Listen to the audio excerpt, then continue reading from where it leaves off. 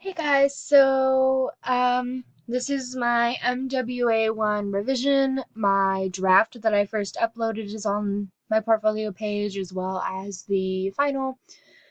Whenever I got the paper back with teacher comments, I really wasn't told to change anything.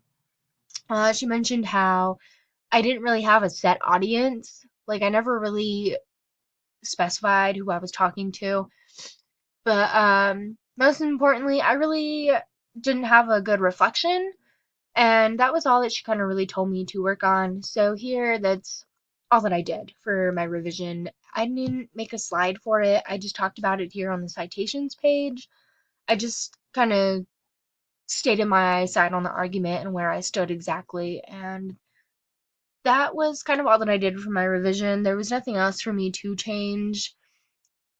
Nothing else was asked of me to change. I was really just asked to kind of open up my reflection and make it a little bit more broad. So, this is my revision, and I appreciate the time that you've taken to listen to my draft, my final, as well as this video.